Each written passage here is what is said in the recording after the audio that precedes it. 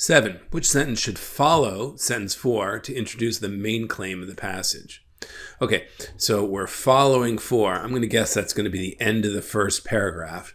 And usually at the end of the first paragraph, we have our thesis claim, and that's what we want to put in. So we're basically looking for a thesis claim here.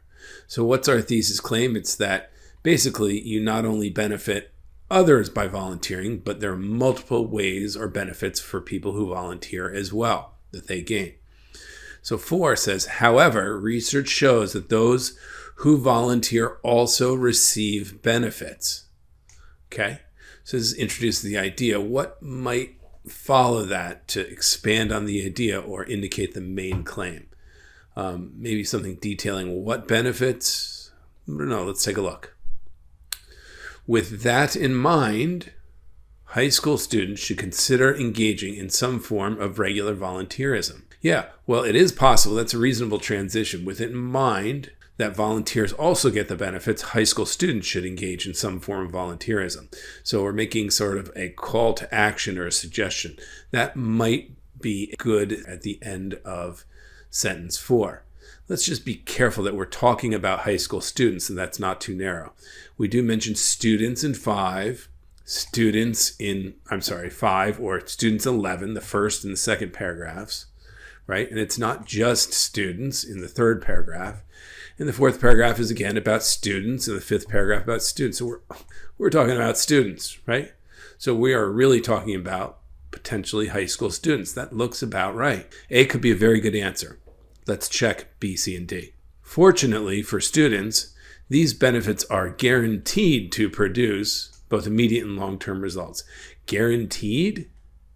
That is way too extreme. That's not the right answer. There's no guarantees in life, and certainly not in volunteering. C, in fact, studies have confirmed that volunteerism can be beneficial for students, the family, and the community. Okay, so that's an interesting, different approach. It would have benefits for the volunteers as well. So the volunteerism can be beneficial for students, the family, and the community.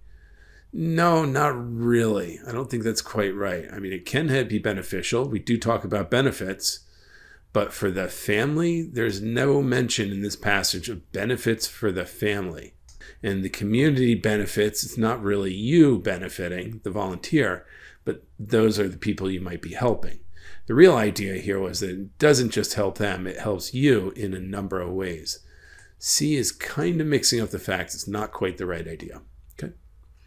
D, for this reason, this reason would refer to, again, the abstract language. What are they really talking about? Well, this probably refers to the reason that you as a volunteer can gain benefits as well. So because you can get benefits as well, that's how I might reread this. High school students should learn about how helping others can strengthen their communities. Okay, the core idea was not how it strengthens their communities. That was almost a given. The unique idea, the reason this author wrote the passage, was to point out that you, the volunteer, also gain multiple benefits. That's A. Correct answer for 7 is A.